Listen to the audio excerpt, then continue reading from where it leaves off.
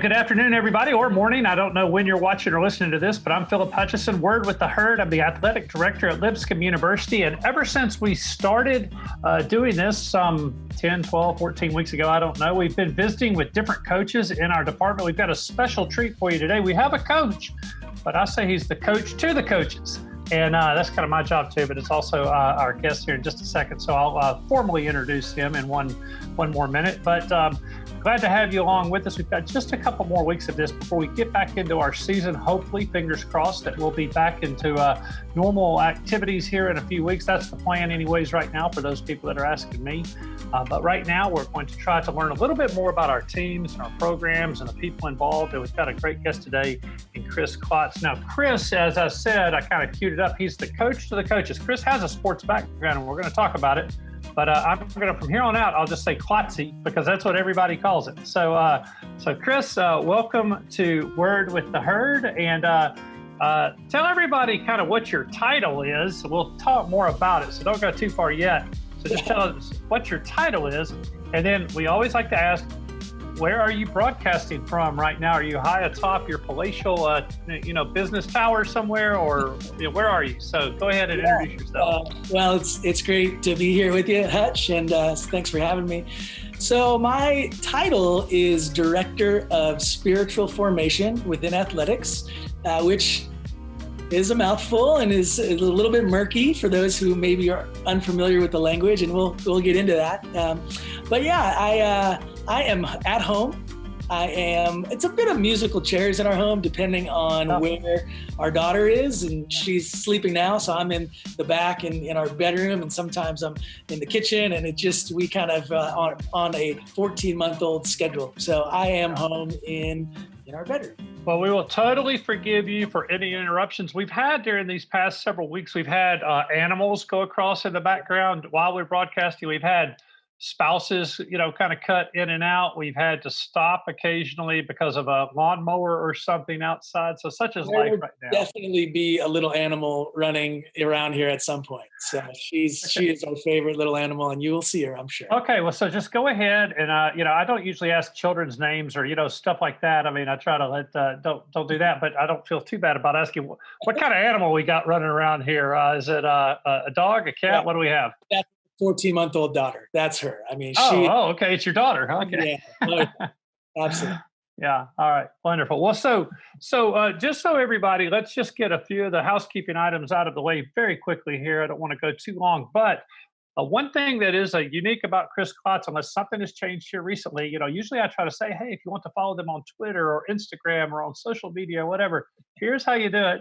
But Chris, have you jumped into the social media world personally yet? Or are you still kind of just watching from the sidelines? It's a funny commentary. I don't have any social media. And at this point, I think it's just a pride thing that I've held out this long. And so watching right now, and the Lord's been faithful to me in traveling so much around the world and forming so many great relationships that one would say, hey, that's a way to stay in touch. And for me, it's just more overwhelming to think I can't stay in touch with everybody. And so, it's just WhatsApp is about the extent of my social media. And so that's how I stay connected to friends all over the world. But yeah, I have no social media. You can follow Lacey, my wife, to see pictures of our family. But no, I have refrained as long as I can. So if people are like, man, I want to hear more of that, or I want to see what he has to say about this or that, you're not going to get it right now. So you'll have to actually have your phone number or something. Yeah, I do have my own, what I call my own Twitter account, and it's just my notepad in my phone that, one day that will uncover a lot of my innermost thoughts. And up until then, it's private on the phone. So sorry about that, guys. Hey, love that. Well, but we do have the area that you work with. There's a couple of different areas. And again, I want to get into the variety of things that you work across in spiritual formation. But on Twitter, we do have at Lipscomb FCA, which is a part of, what you kind of work with, although you have really done a great job of developing student leadership in that area. So again, you're kind of coaching some of the coaches there. And then on Instagram, we have at Lipscomb Bisons SF for spiritual formation. So there are some, you kind of see pictures of things that we're doing, or sometimes mission trips or activities in town, things that we're doing, that sort of thing. So that's what you could follow. Okay, we've kind of gotten all that preliminary stuff out of the way now. And so now we can talk a little bit about you, your story, and what you do now. So you're in charge of spiritual formation. But let's go back for just a second. I mean, you do have an athletic background, though. So maybe give people a little bit of your story, picking it up somewhere around high school or whatever, and then, kind of how you progressed athletically. And then there was kind of a little bit of a turning point in your life where maybe some priorities came clear or switched or whatever. You can maybe hit on that too. Yeah.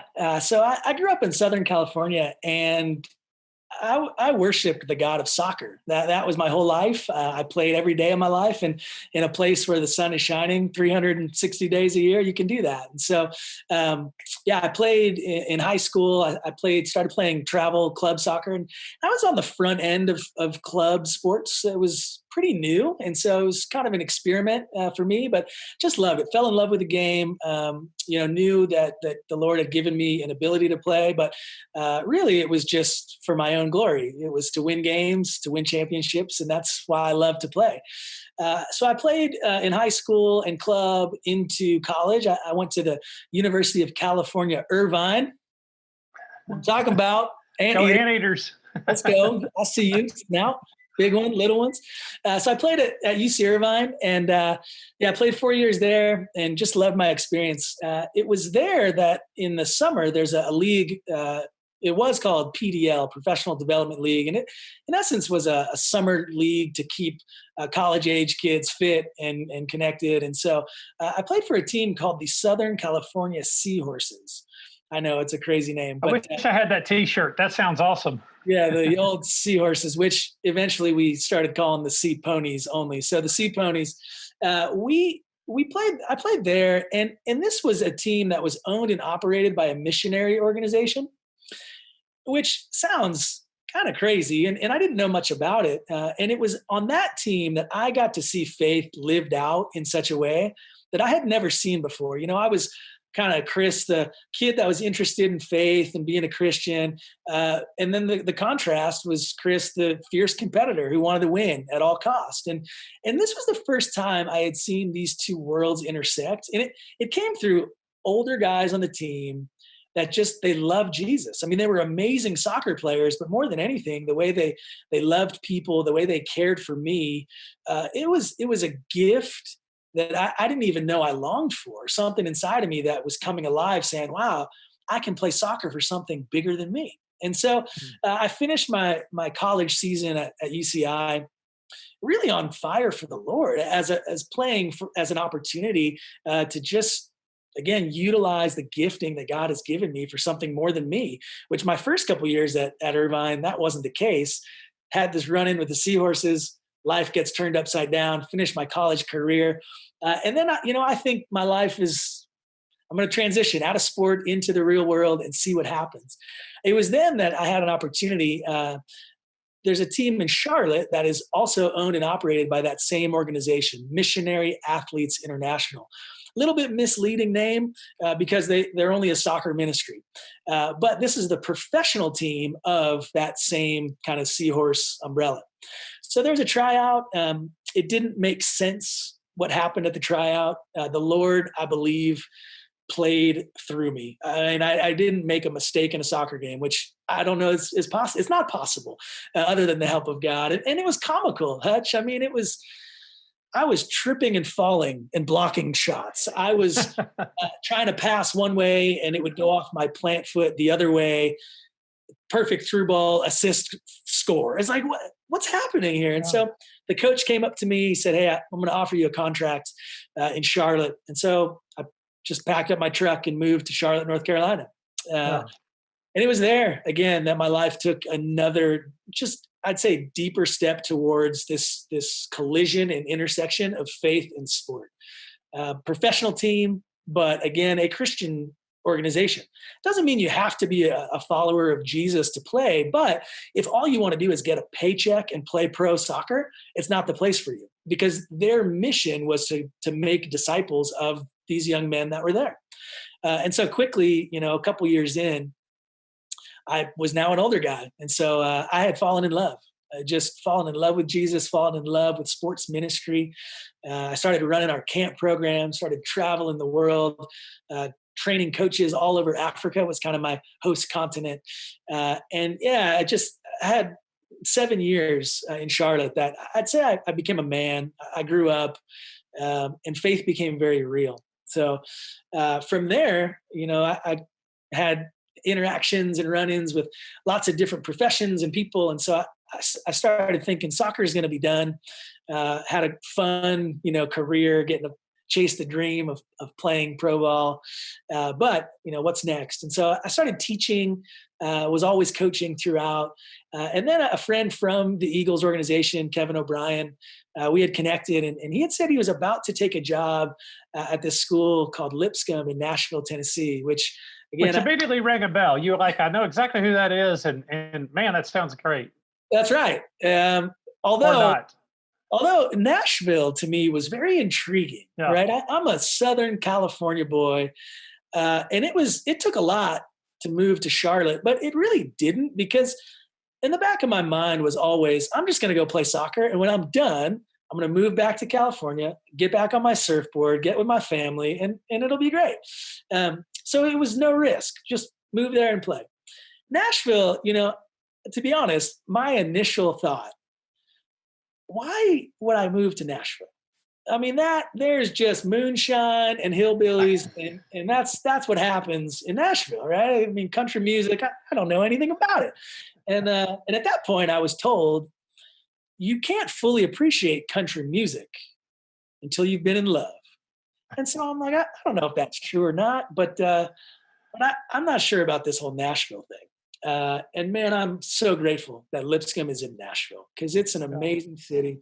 And Nashville has Point of clarification, it's not all moonshine and hillbillies either. So let's go ahead and make sure we learned that. Yes.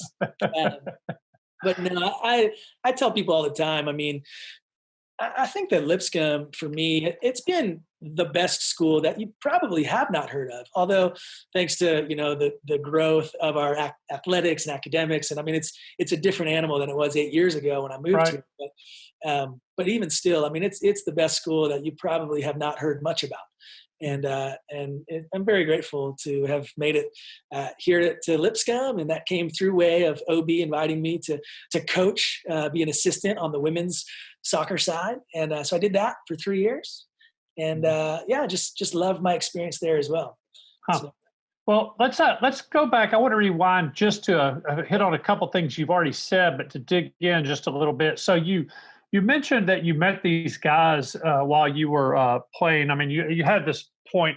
You started out kind of like most people, just total competitor, love sports. Although I can't ever see you getting like very, angry or upset or whatever. But I guess maybe there's that too, I suppose. So, but yeah. So I wonder if you look back with those men in particular that were pretty formative for you, do you think it was their personality, the joy they had in their life, something about them, or do you think it was you kind of sensed like you were kind of at a moment in your life where you're like, kind of, is this all there is, or like, what's the goal here? Or do you think it was a combination? I mean, there's usually got to be some little crack in the wall, that kind of allows things to happen. Can you look back and think about that and know kind of what it was?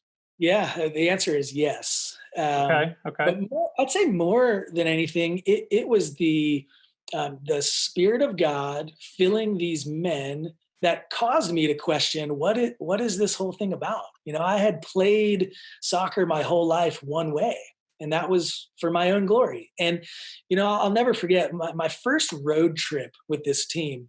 We went up to Modesto, California, and a few hours before the game, we had a soccer clinic for all of these kids that we partnered with a local church in Modesto. And I was watching my teammates literally pour out their energy. I mean, just exhaust themselves loving these kids and creating just like the greatest hour soccer clinic of their lives for these kids. And I'm sitting there thinking, we've got a game in 2 hours. Right. What are you people doing? Like, why are you doing this? And so I began to question everything that I had thought of regarding the sport because it didn't make any sense. It was kind of this upside down dichotomy that said, we should be resting and preparing mentally in the way that I had always prepared for a game. And instead, I watched these guys again, just I would say now it's just this like kingdom understanding that there's something more than just winning and losing this game. And I'll never forget that game. I mean, the entire crowd was cheering for the Seahorses, even though we were the away team, and it was just, it was amazing to see. And I think I began to scratch my head because I had relationships with these teammates and I watched them, with the way they competed, but some of these guys were older guys. I mean, they were married. And so I'm watching the way they interacted off the field. And I just, man, it was, those guys helped me question, what is this all about? And they helped kind of walk me a little bit closer to the heart of God in the process as well. Yeah. Well, that's that's kind of, I was curious because I feel like probably then you carry that understanding of what attracted Chris Klotz, 20-year-old or 22-year-old or whatever you were at the time.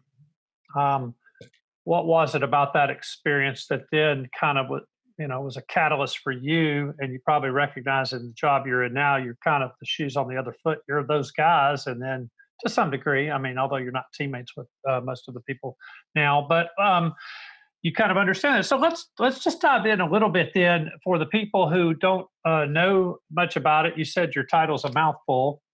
And you can't look on most org charts of Division One, or really any division, but certainly Division One, that you don't see a lot of directors of spiritual formation working in athletics. So you are kind of an anomaly there. So there are some specific areas that you tend to work through, and then we'll dive into those, but kind of just hit the high notes on the areas, and then we'll come back and kind of dig in a little bit. Yeah. So director of spiritual formation, again, it normally really is, it intimidates. It kind of puts this, I've got nothing to say to that guy because he's going to judge my inner heart. And I love to dispel it pretty quickly and just say, my job is never to form anyone spiritually. I believe that's the work of God. I believe that's the work of the Spirit of God. And so, I get to walk with our students very simply. I think it's important just to put out there, again, this idea of spiritual formation. I mean, it's the process of being conformed to the image of Jesus, right? And there's a process. We have some ownership in that. And so we do that by trying to create these opportunities for coaches and student athletes and anyone connected to our community just to participate in what we would say are kingdom activities, right? So we've got some big pictures, kind of 5 big areas that we really focus on. The first being mission trips. The second being local missions or local outreach. We also focus on Fellowship of Christian Athletes, FCA, which is a community on campus we work with. And then we have Bible studies and mentoring as kind of 2 other prongs to the 5 kind of big rocks that we really try and focus all of our efforts towards. And so let's go back to missions, because that's the one that probably, from the outside, you probably tend to see the most, although local missions, I would say, is similar, in some ways. But so missions is one of the big ones. And you already had some background in missions before you came to Lipscomb, correct? Yeah. It started just in California. I mean, being so close to Mexico, we had taken several trips across the border, and that kind of opened up my eyes and my heart just to another world. And then in Charlotte was a main focus. We were a pro team for 6 months, 7 months out of the year, and then there was around 5 months for guys to do other work to provide for their families. And I was a young single guy. So I kind of said, here I am, send me. And so I would stay 3, 4, 5, even 6 months at a time, like I said, in Africa. And it was all through church-centered sports ministry, training coaches to use a soccer ball for more than winning and losing games. the connection point of missions to even a soccer ball. I mean, sports in general, music in general, there's some universal languages out there, but soccer is the religion of the world. I'm telling you, with the exception of when we went with our basketball guys to the Dominican Republic, it's the first place I've ever been. They didn't want to play soccer. They just wanted baseball in the DR. It was amazing. Okay. But for the most part, yeah, I've gotten to kind of spread my wings pretty wide, further than I ever thought, again, being just a little Southern California kid. But yeah, so Africa, all over Europe, all over South America. It's been a journey for sure. Now you do have, the whatever is it, the 7 degrees of Kevin Bacon or something everybody talks about, like everything's connected. I can't remember that. Somebody will correct me later on that.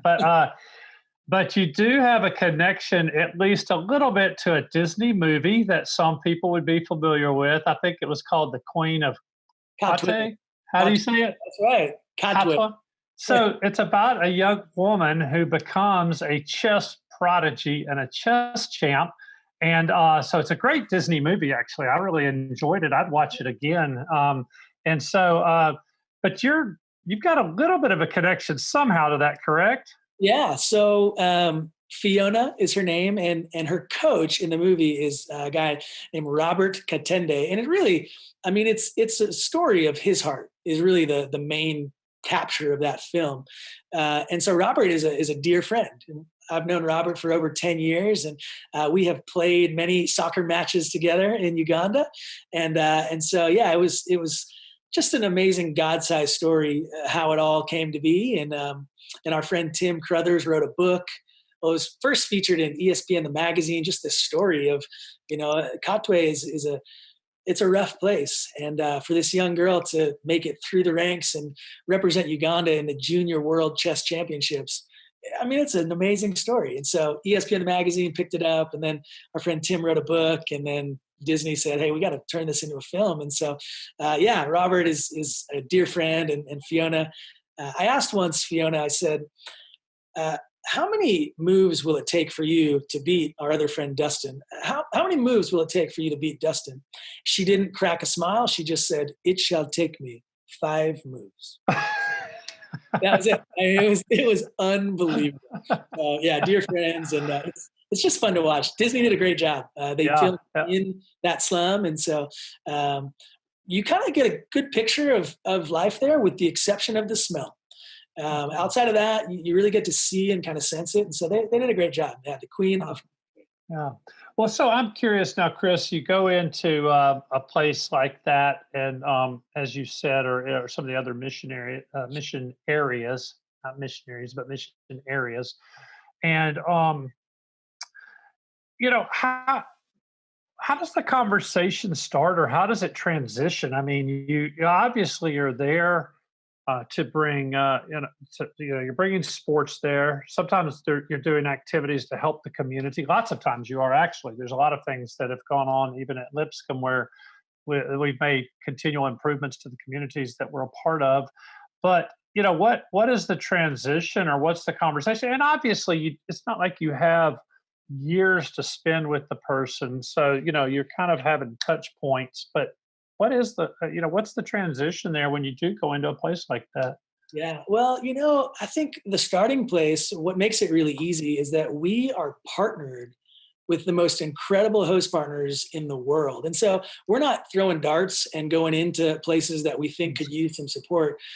We are coming alongside ministries that are happening 24 hours a day, 7 days a week, 365 days a year. So really what we're there to do is empower and enhance and encourage the people on the ground that are serving their own people, right? We understand very clearly we are not bringing the gospel to a place where Jesus isn't already at work. And so what we try and do is just partner with what Jesus is already doing. And so we do that through the people on the ground. And so really we show up like this. We just say, hey, you tell us, how can we serve you? How can we help you? They're the ones who build out our itinerary, and they say, hey, creating this will give us momentum to then have a follow-up event. So will you do this? it doesn't matter what it is. We're going to say, yes, we are here to serve you and support you. So it's just amazing to watch, our people when they get in these uncomfortable, different environments that really stretch and grow them. Man, they are so committed to just being all in that watching our student athletes and coaches get outside of their comfort zone and just kind of like the guys that I was talking about with the Seahorses and the Eagles, they just exhausted themselves for something bigger than themselves. That's what happens. And then the conversation is very fluid. I mean, this idea of, evangelism and talking about Jesus, we've made it really uncomfortable. Like I got to work it in and wait to have this weird, awkward transition. And really, we just show up and we say, we're here. We love you. How can we serve you? And the conversation, I mean, God just kind of works it. And it's just amazing to be part of. Yeah, and that's what I was hoping you would hit on, is to try to kind of give a little more clarity, again, because people who haven't done that or aren't familiar with that, I think, kind of wonder, well, how does this all work? And especially, I'm sure you get this now. In 2012, Lipscomb Athletics started right around 2012, maybe a tad earlier, but started on participated in mission activities. Now, the Lipscomb University's done that for a long time, and they've done it with a number of students. But the challenge was, athletically, you have teams that are competing and then practicing in the off season, and just the timing was always the challenge. And then you also have, I mean, it costs money to go there, and so, well, how do we, how do I afford that? And so, again, I think it's I always make this point when I'm talking to people. Our athletes raise the money the same way every other student raises money on Lipscomb's campus. So we don't use, the funds from the athletic department to fund the mission trips. They raise the money, which I actually happen to think is really a good thing, because I think there's some buy-in and some investment there. But so people may wonder, well, how does that work? But I am curious from your perspective then. I think it's one thing to have student athletes who come here say, man, I've already done 2 or 3 of these things while I was a part of a church, back home, or some sort of young life or youth group or something that, kind of did some of these things. It's another thing to have people who come in and say, man, I have no idea what you're talking about. And that sounds a little bit scary to me, to go to another country. And I don't, know the language. I don't know how I would connect with the people. And so, I guess maybe you'll repeat yourself, but kind of dig in on the conversations you have with our student athletes who aren't as familiar with what that's about, and how do you, what are the general concerns or fears they have, and then how do you address those? Yeah, I'd say, I mean, the student athlete who comes having been out of the country for a mission trip is very, very few. And typically the reason for that is they've given their whole life to their sport, right? So Great point. Yeah. when they have a break, they're not looking to get out of the country. They're looking to see their family, or they're looking to just kind of slow down. And so most of our kids, they've never experienced something like it.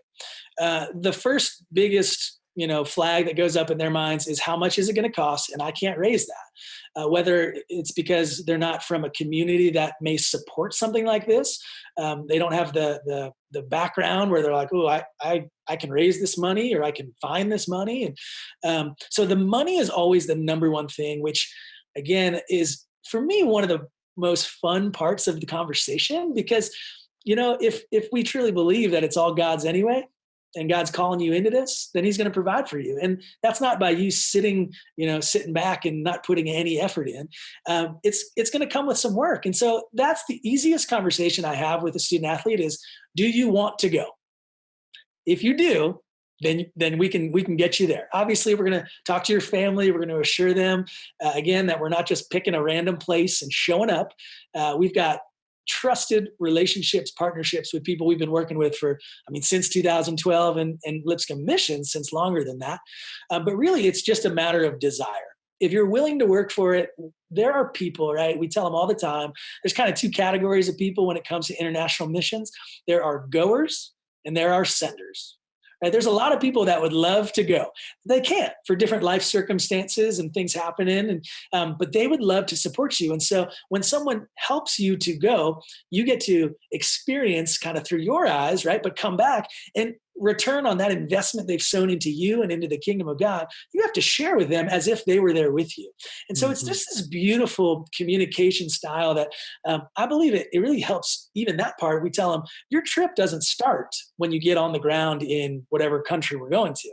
Your trip has already started. This fundraising process, your mind is going to be blown by God, and your trip doesn't end when you get back. I mean, we're trying to create missional living. So we try and take away the word mission trip. We try and say, hey, what you're doing is a global church visit. You're going to see what God's doing in another part of the world. And when you get back, it's not just something you went and did and now you come back to your normal life. We want to create some of the things you're going to do there as your normal everyday rhythms of life. And I tell you, Hutch, it has been the catalyst, the catapult, the launching pad, whatever you want to say, that has really, I'd say, it has just sparked our student athletes into this desire to live for something greater. It really has. That's been probably the most common conversation I've had with kids is when they get back is like, what is my life? What is this all about? My life has been changed forever. And they don't even have the language yet, but they just know they've experienced something that's going to be life-changing. And that's not why we go, but that's definitely one of the perks of being able to say yes to an opportunity like this is that we know that you will not be the same ever. Yeah.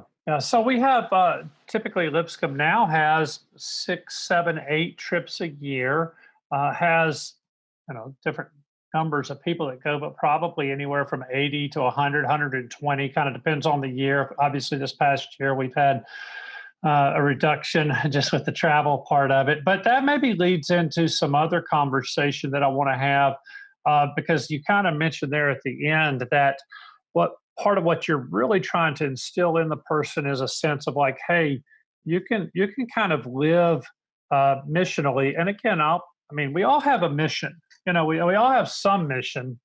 It's just what is it? Now, your mission may be to be a pro soccer player. Your mission may be to be the CEO of a company, or a mission may be to, earn a terminal degree, MD or PhD or something. But talk now about the local outreach or the local mission, that part of then what you help facilitate and some of the what I'd say some of the fruits of that activity as well. Yeah, we see very clearly this mandate from God to love the people around us. And so while we recognize international missions is a part of that and important, we tell all of our coaches when they want to go on a trip, hey, if you're not willing to serve 2 miles down the road or on our own campus, we're not going to send you 2,000 miles. And so we're trying to build just kind of this lifestyle of service. And again, not service just for the sake of helping people, but service in the way of introducing them to the love of Jesus by very nature of just showing up. So anyway, we've got some really amazing partnerships locally. There's a school less than 2 miles that sits in a part of town that is often overlooked resource-wise. And so we've gone into that elementary school and we have started an after-school program called Sports Fun Club.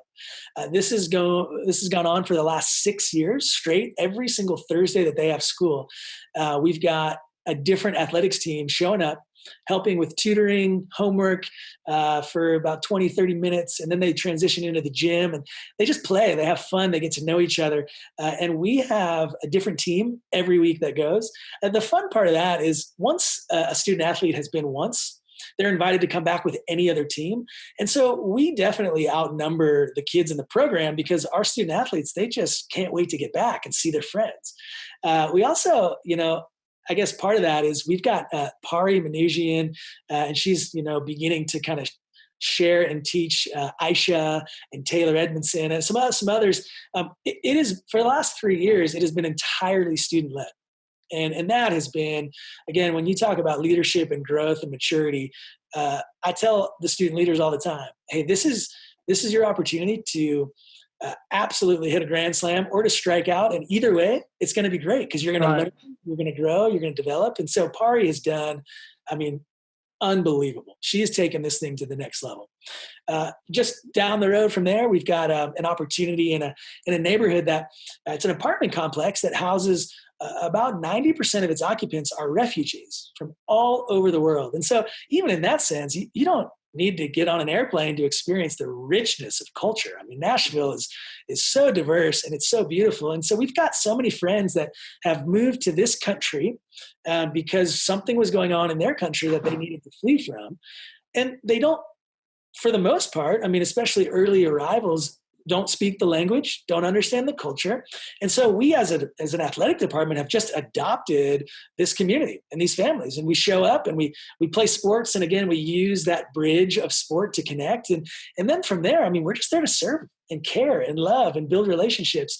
And that's another place we've had student leaders just jump in and just come alive, because the reality is you don't have to wait 365 days to go back to see your friends. You can just go on a Tuesday, So we've got some really amazing inroads to some local opportunities that, man, it's just been amazing to see how God has just grown these and developed these over time.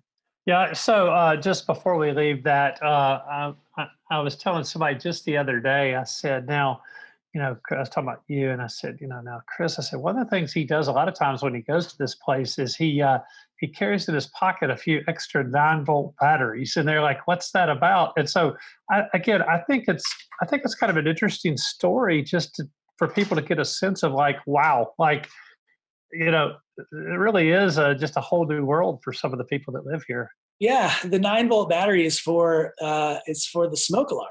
Right. So in the apartments, a lot of times I will go in to see these families and the smoke alarm is beeping every 20 seconds. And they don't have a clue. Like, they just don't understand it. They think it's how it's working properly, or they don't, generally, a lot of families, they've never seen that before. Right. So typically it's, hey, let me show you how to change it, but also let me take you to the store. Let me show you where to buy this specific type of battery. Right. Like education of just, this is what we tell our students. We say, imagine packing one bag, showing up to the airport, and then being dropped off in Vietnam. You're going to have assistance for, 30 to 90 days. One person in your family will have a job so that there's some way to pay rent. But after that 30, 60, 90 days at the most, 3 months at the most, that caseworker is going to move on to a new case. And so good luck. Yeah, what do you do then? And that just, I think it becomes real to our students to see, oh, wow. I mean, I just want to help this person. I just want to care for them well. And so you don't have to be, into this, I can share the gospel with these 4 spiritual laws, and just show up and care for these friends. And they will know. Again, this is what's so beautiful about local, the consistency, right? You don't just show up and say, I love you, and I'll see you again in a year. This is consistent. I mean, this is realistic. We say, if you're going to step into this, hey, just realize you might get bit, right? Like, it's going to get you, and you're going to be connected here. And our students, they've just fallen in love, and they've done an amazing job of caring for these families. Well, so, we have pictures up and down the hallway in our office, and I'll look forward to being back there soon, by the way. So I know you will as also, but sometimes when we have recruits in, and they'll meet with me, and then I'll walk with them and their families down to the appropriate coach's office to kind of hand them off or whatever. And I'll be talking along the way about those pictures. And there's one, and it's a beautiful woman, older woman that's, I think she's from the Congo. I'm not sure. And I remember being there one time with our group, I think in the summer or something, we were doing some camp or something like that. And she came over and held my hand. Her hands they were like the softest leather ever. It's just like, she was really sweet. She couldn't speak hardly any English, but just wanted to hold my hand and kind of talk and whatever. And so she's in one of those pictures. I think you know who I'm talking about.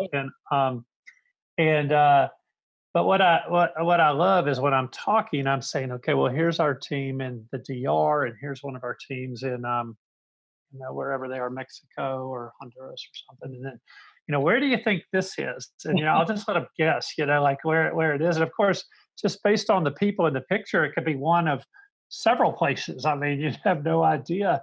And then I say, well, it's actually about, whatever, 8 miles down the road or whatever. And then it allows me to go in and talk about the work we've done there. And so I'm glad you're able to kind of talk a little bit about that, because I think that's really important again for our athletes, and for just anybody to understand that you don't have to go on a mission trip to kind of be quote on mission That's right. every day. Plenty of opportunities And right around you. if you're a student listening to this and you have been to the neighborhood, you know who that is, and you have played patty cake with her. Yeah. That is your go-to. You know who that is. Yeah, exactly. That is universal language right there. Well, so you're actually, you and I've had some conversations. Not really going down this road particularly, but it'll kind of segue into the next. You and I've had some conversations recently about trying to do some additional leadership training with some of our student athletes, but in just a broader sense, you've already mentioned with FCA, you've mentioned with the after school program. You've mentioned in several areas where you have tried to develop and encourage leadership among the students. So, talk about what you think is important to keep in mind, because we've had a lot of coaches and kind of sports leaders kind of watch and listen to this. And so there may be coaches out there who think, hey, man, I'd love to kind of incorporate some of these ideas I'm hearing. So just maybe talk about, as you've thought about developing leadership, what's important, what are some of the hurdles, what to watch out for, et cetera. Yeah.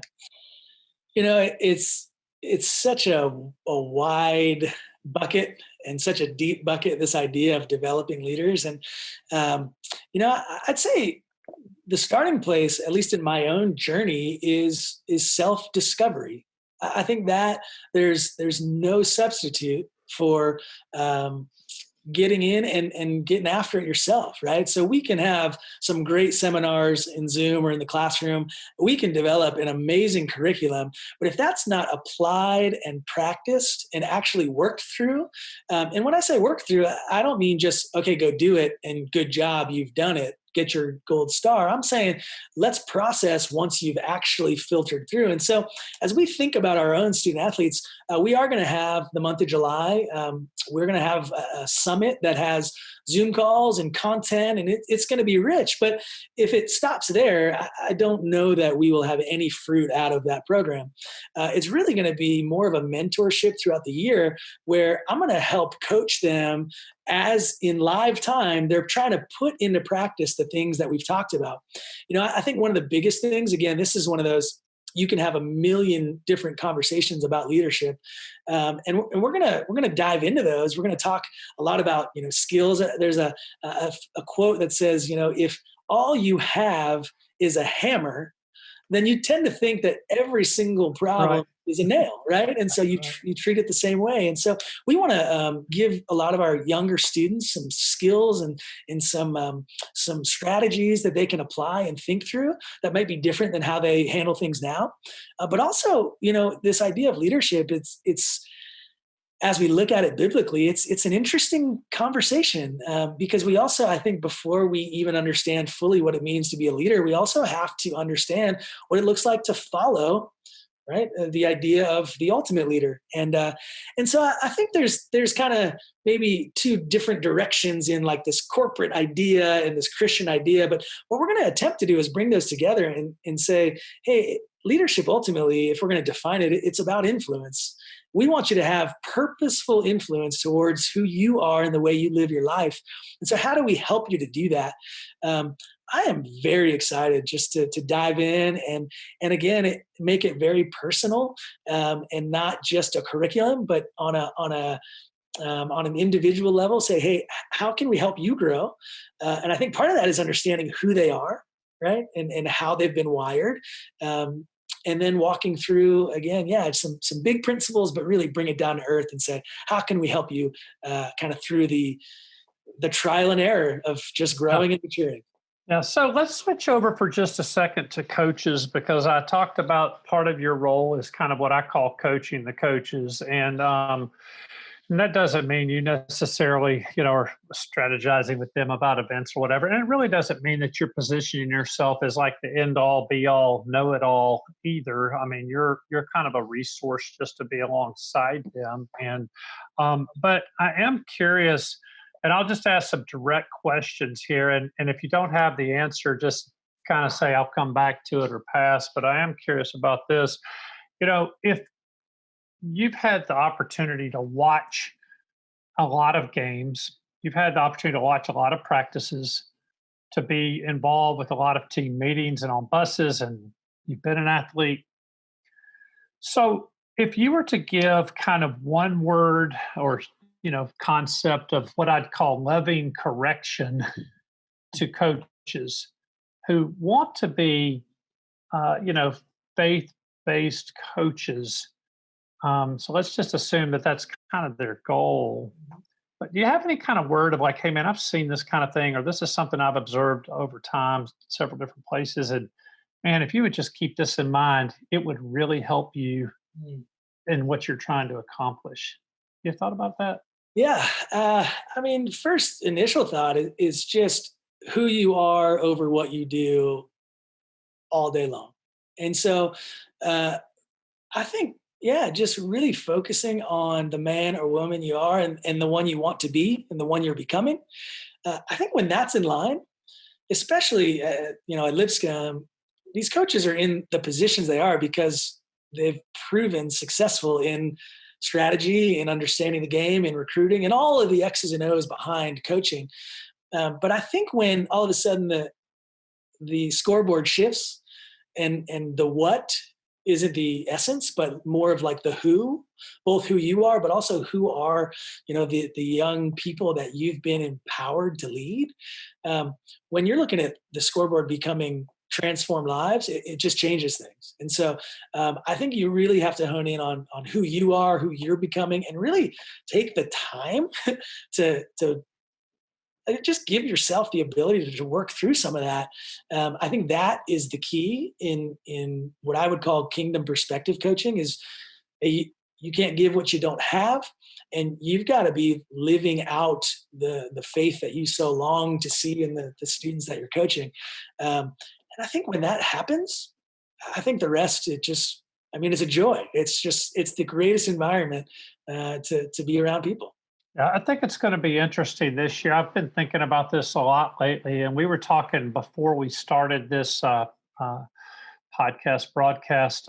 We were talking a little bit about the uncertainty of this year, and I really think that it's going to, if you're the kind of coach who is the one we're talking about here, you really will pause more than ever because you understand, like, hey, we may have a season or we may not. We may have a championship or we may not. We may have a fair way to determine who the champion is, or we may not. We may have some, games get canceled or events, matches, whatever. And so it may not be exactly fair. But more than ever this year, the results may not even happen, and if they do, we may all recognize like, oh, that wasn't really a normal test of you, your team, your coaching ability, whatever. So it's got to be more than that. Like it's got to be more than that this year, or you're going to kind of have a pretty unfulfilling year, no matter what. On the other hand, if you could kind of adopt that, it could actually be maybe the most fulfilling year you've ever had, because more clearly than ever, you'll be able to communicate some of those other lessons that are just hard to communicate when you've got the tension between win at all cost or do the other stuff. Yeah, I'd say that probably the most commonly used phrase I share with coaches and probably with our student athletes is, fill in the blank with whatever sport you want. But I'd look at him and I'd say, hey, listen, I just want to remind you, baseball is an amazing gift. It is a terrible God. Right. And that phrasing, I'll look at a kid. And again, I was the same way. This is my story. I made soccer my God. And to a certain degree, it satisfied me because I was good at it, right? And for kids that are playing at the Division I level, they've probably had a lot of success, right? That's just the proven track record. And so all of a sudden that sport can become something it was never meant to be. It can become your God. And so I look at, our coaches, even as they're plotting strategies and they're getting, coaches wear a million hats. And just as a moment, not to take away their competitive advantage, I think it will enhance recognizing the gift the sport is. And if it becomes your God, that's when things get a little bit haywire. And so just a very easy fill in the blank. Hey, you know what? Volleyball is an amazing gift, but it's a terrible God. And I think keeping that perspective is key. Well, and then what I think the other thing you'll figure out, I'm not saying you, but a person will figure out is at some point the whistle blows for the last time. I mean, that's it. And if you haven't, if everything's been built around that, everybody stops at some point playing, and then what? And that's what I always I've talked to the athletes. We do a um, meet the herd, I guess is what we call it. I don't know if we'll do that this year, but we'll see. But we'll do some version of it. But I've talked about that several times with our athletes. Kind of the idea of then what, because most athletes have from age 10 or 8 or whenever they decided they wanted to kind of pursue athletics, they've kind of put all this energy and effort into it, and then they get to be in the high school, then they get recruited, and then they go to college, and then some of them go on to pro. And I say, well, okay, if you've thought about that as your goal, and then what? And even they may say, well, I want to get a job, or I want to buy a house, or I want to, whatever. And I say, oh, then what? And eventually you get to okay, I don't know what that next answer is. And you're like, well, that's the one we might want to think about. That might be the most important one. And so that can be really challenging. Well, so I guess I don't know, maybe for athletes, or I asked you about coaches, and maybe it's one and the same, but maybe parents. Is there anything, I guess it's a little late for some parents of college students because they've moved on now and you're not going to be with them nearly as much as you were. Mm-hmm. But maybe for those who are parents of people who are still student athletes in high school or middle school, are there any things that you've learned in your position that you're like, man, I'd love to tell the parents to keep this in mind with those student athletes that are living under your roof right now while you've still got them in your house? Because I'm seeing them when they're 18, 19, 20, and they're telling me A, B, or C.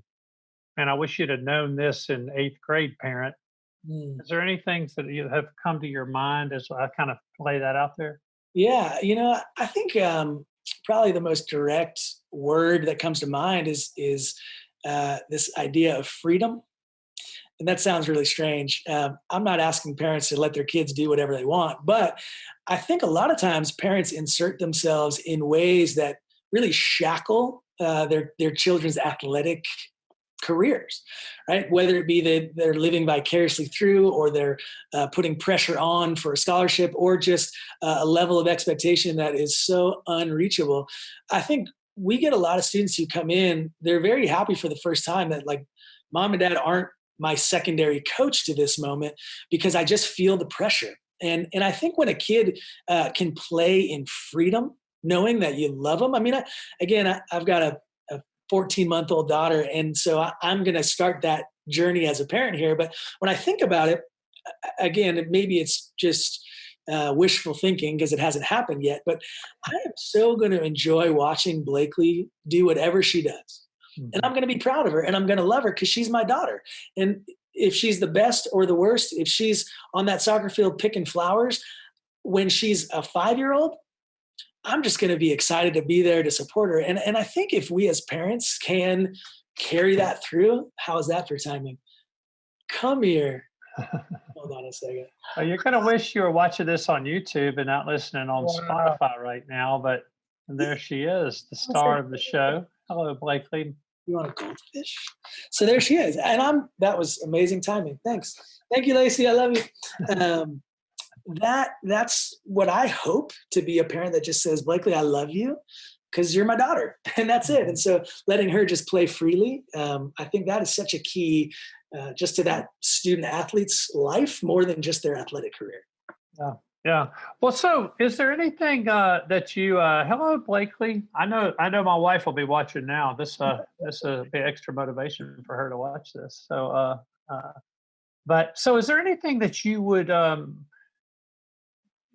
terms of like reading, watching, listening to? I mean, this is more just you personally. I'm kind of switching out for just a second now. Is there any things like that that just kind of when you got a moment to relax or whatever, there are people that you like to read or listen to that kind of help you think about life or that really kind of spur you on to think about some of the things we're talking about?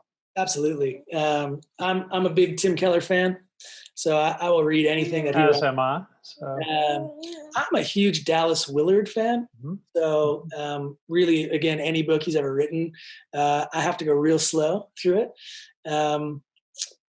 I'd say really, I'm just a fan of reading. It's kind of my grad school forever. So yeah, I'd say I don't watch as much. Lacey and I are really into Survivor, so we're just like watching old Survivor episodes. That's been our quarantine guilty pleasure. But yeah, no, I'd say those two guys in particular.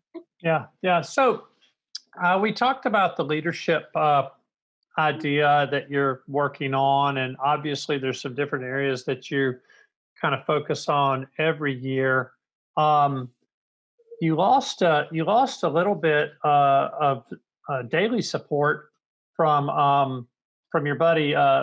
Chris has left the screen right now, so I'm assuming he's I'm listening. listening. Okay, so those of you that are listening on Spotify right now, so you lost kind of a little bit of a daily mentor of yours in Frank Bennett that just retired. Coach Bennett was a coach for 32 years of our women's basketball team, was a Hall of Famer at Lipscomb. First team at Lipscomb to ever go to an NCAA tournament was Lipscomb women's basketball. The first year they were eligible, and Coach Bennett was the coach, and then he was an administrator for pretty close to the last decade. And so maybe just for a second, we'll kind of wrap it up here. I want to just talk about one or two other things, but we'll wrap it up here in the next couple of minutes. Just talk about what that relationship meant to you and what you kind of learned from working alongside Coach Bennett as a fellow believer, but also coach, as a former athlete, a lot of the same characteristics as you, just a little bit farther down the road. Yeah, that's a tough one for me. I am already missing Frank so much, and just Frank has become such a dear brother and friend to me, and a mentor, and just somebody that I legitimately I just look forward to going to work to get some time with Frank. I mean, literally every day, I'd be in Frank's office, he'd be in mine. We'd be going to Baja Burrito. We'd be sitting in the arena. I mean, we would find some amount of time just to connect, say hello, kind of catch up, and Frank, there really aren't many words that I can appropriately put together to just thank the man he is, and how God has shaped and formed him through a lot of different circumstances in his life that's brought him to today. But man, Frank is the epitome of just a selfless servant leader. He is the quickest I've ever been around to listen, the slowest to speak, and when he does, I believe it's captured straight from Scripture that he speaks with the very words of God. He serves with the energy God gives him. He does everything, I would argue, as close as any human being I've ever met, to just living out the words of Jesus. And so, we started a handful of years ago a coach's Bible study that we eloquently named Man Time with Frank. And Frank hates the title. He really does. He gets a little bit shy. He kind of looks down. He says, "No, it's Man Time with Jesus." And so to really, add some insult to the injury, we made a design. We got a logo. We made T-shirts. I mean, he hates it because he is so humble, but man, we will continue to just say thank you in lots of different ways. And so the good thing is Frank has agreed to still be a part of leading Man Time with Frank, because it's called Man Time with Frank. So he doesn't have a choice. But I know for me personally, and I speak for all of the male coaches that are a part of that. I mean, that's Thursday morning is one of the highlights of our week, just to sit underneath the wisdom of Coach Bennett, where we open the scriptures and instead of just reading it, I mean, he gives us a 5-10 minute commentary of, hey, let me tell you what was going on at this time. And he kind of helps make sense of the scriptures. And then he just sits back and listens and watches as kind of the Spirit grabs this conversation. And yeah, I am so grateful for Frank Bennett and just the way he's cared for Lacey and Blakely and I and Jan as well. We love the Bennetts, and we're gonna miss him greatly. But again, this is his home, so he'll be around. Yeah, I told Jan, I bumped into her the other day, and I said, "Don't let Frank fool you, okay? If he's at home and you're like, Frank, you need to go somewhere." We've already told him, like, "Hey, you come to the office anytime. You're welcome. We've got a seat for you. You can, hang out with us." And like you said, he's got a lot of good wisdom, and he's been a great listening ear for all of our coaches. Just, again, you think about a guy that coached for 32 years. Same team, sport. I mean, he's pretty much seen it all. So there's very few things you can come and say, well, this is what we've got going on here. And that he doesn't say, oh, yeah, I remember, at this point that happening. And this is how it, we worked it out or resolved it or whatever. So, so I guess as we wrap up, I guess it would maybe especially with you and the role you're in, the position, we certainly could cover way more than we have. So I appreciate you taking the time to do this. Hopefully people have enjoyed this. Hopefully we've gotten them through maybe a workout or something that they said, hey, I got an hour and I'm going to listen to this while I'm doing it. And certainly I would encourage them if they had questions for you. I do know you've had, interestingly, in your role, you've had a lot of people reach out to you from other places, other schools, other coaches, people who are trying to do this kind of thing and just kind of pick your brain or whatever. So certainly they could email you, I suppose, at chris.klotz, Klotz, at lipscomb.edu if they'd like to connect somehow and get more information or bounce ideas off one another, that sort of thing. I guess, is there any particular, just right now, anything you're listening to, watching, reading, studying, just in light of this moment or this time, or anything that's kind of particularly on your mind or heart that's kind of stuck out to you just as a kind of a closing thought or idea or encouragement? If not, just say no, and that's fine too. I've just been, as difficult as things are in the world right now on lots of different levels, I've been so grateful for the time that I've spent with my wife and my daughter. Yeah. The gift of time has been a real thing. And I don't know that I even realized how much of Blakely's life that I would have missed just coming into work and back and working all day and being able to just be here at her 3-hour increments of time when she's awake and getting to just enjoy my family. It has been such a gift. And so again, just to the people you love, the opportunity that we've had, I pray that it's not just a seasonal thing that happened in 2020 in quarantine. I pray that it helps shape each one of us to know just relationally how time is a gift that, we're not in control of. And so when we have it, or even when we don't, to try and be more intentional with it. It has just been some of the richest months of my life, just getting to watch my daughter grow up and be a teammate to my wife, and just enjoy, time together as a family. It's been a gift. And so I hope and pray that has been for you as well. Well, so Chris, I really appreciate you spending the time with us here today. And honestly, out of all the conversations I've had over time with the different coaches or whatever, we hit on a lot of different things every week, and we try to cover a lot of ground, and the goal is always to try to, maybe half of it, 3/4 of it, you're like, yeah, I already knew that or something, but there's some nugget or something you're like, well, I didn't know that, or that made me think, if I could just come away from a conversation with 1 or 2 of those, it's been worth it. But I would feel like actually we have more undone business and more conversation left in some areas than a lot of them. So maybe we'll have to try to do it again sometime. But thanks so much for taking the time to do this. And I want to remind everybody who's listening or watching, if you're listening, that means you're listening on Spotify right now, and you found us through @Lipscomb Bisons, because that's, we linked to it on Twitter. on Facebook, on Instagram. That's our handle for the Lipscomb account at Lipscomb Bisons, also a YouTube channel. And if you wanted to catch up with some of the work that Chris or some of the people in the area that Chris kind of oversees, that would be at Lipscomb FCA, or on Instagram, it would be at Lipscomb Bisons SF for spiritual formation. And you could see a lot of pictures or ideas or that sort of thing. And if you want to find Chris Klotz on social media, you can't do it. He's not on it. So again, you'll just have to email him. And so this is a rare appearance. I mean, this is like Halley's Comet coming through social media right now. So we're glad to have you here. And I do want to encourage people to also check us out weekly on lipscombsports.com to keep up with what's going on. We're not far away from the next season, and Chris will definitely continue to be a part of it. And so Chris, thanks so much for being here.